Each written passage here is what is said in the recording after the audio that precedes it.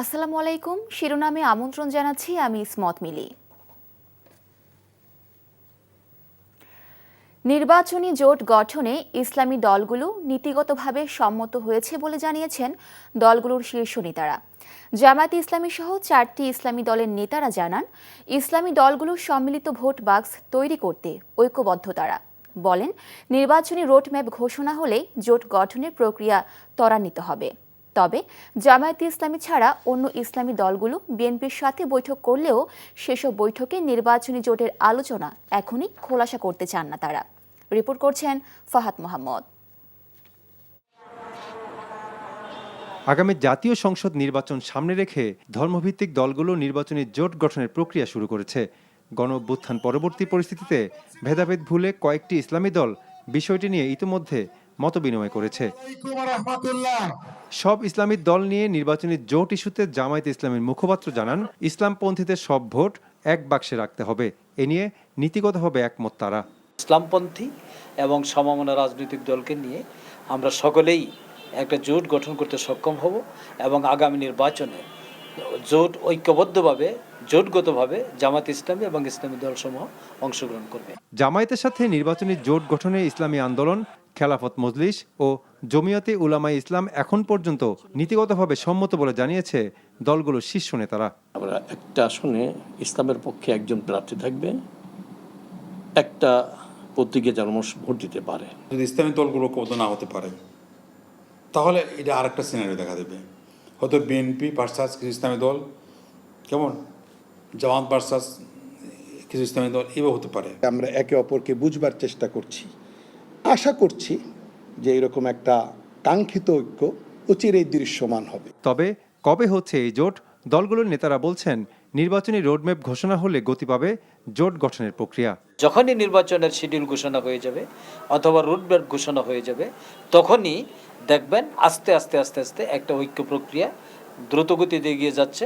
বিক্ষিপ্ত বিচ্ছিন্ন কিছু কথাবার্তা আসতেই পারে নির্বাচনের আগে, তবে এটাও বাস্তবতা নির্বাচনের তফসিল ঘোষণার পর তারপর একটা অবস্থান স্পষ্ট করা যাবে। এজন্য আমাদের আলোচনা এখন অব্যাহত আছে। আলোচনা করার পর্যায়ে আমরা বুঝতে পারবো যে আমরা কোন দিয়ে যাওয়া উচিত।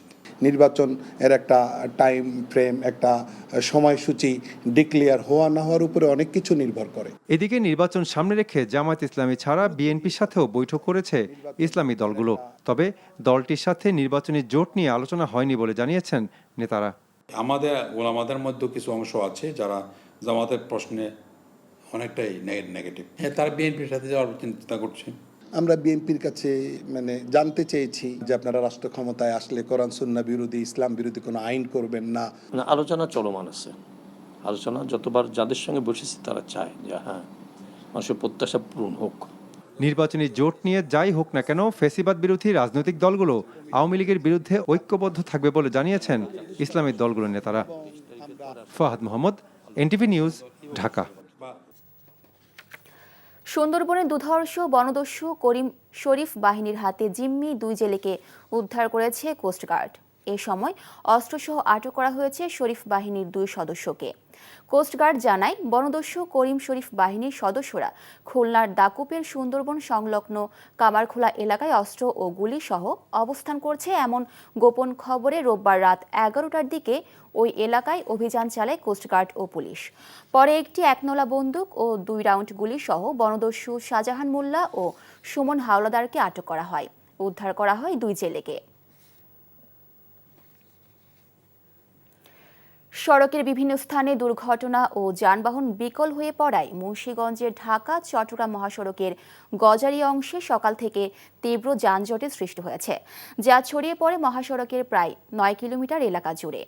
হাইওয়ে পুলিশ জানায়, ভোরে গজারি অংশের বাউসি এলাকায় মিনি কাভার্ড ও মাইক্রোবাসের মধ্যে সংঘর্ষের ঘটনা ঘটে। পাশাপাশি বাউসিয়া এবং বালুয়াকান্দি এলাকায় 2টি মালবাহী ট্রাক বিকল হওয়ায় কুমিল্লাগামী লেনে যানজটের সৃষ্টি হয়। বেলা বাড়ার সাথে সাথে যানজটের তীব্রতা বাড়তে থাকে। গজারিয়া ভবেরচর হাইওয়ে পুলিশ ফাঁড়ির ইনচার্জ শওকত হোসেন জানিয়েছেন, বিকল হওয়া গাড়িগুলো মহাসড়ক থেকে সরিয়ে যান চলাচল স্বাভাবিক করার চেষ্টা করা হচ্ছে। শিরোনাম এটুকুই। এই খবরের ভিডিও সহ আপডেট জানতে ভিজিট করুন NTV অনলাইন www.ntv ntvbt.com। এছাড়াও এনটিভির জনপ্রিয় সব অনুষ্ঠান ও খবরের আপডেট জানতে ভিজিট করুন আমাদের ইউটিউব ও ভেরিফাইড ফেসবুক পেজে। 12টায় মধ্যাহ্নের খবর দেখার আমন্ত্রণ রইল। ধন্যবাদ সবাইকে।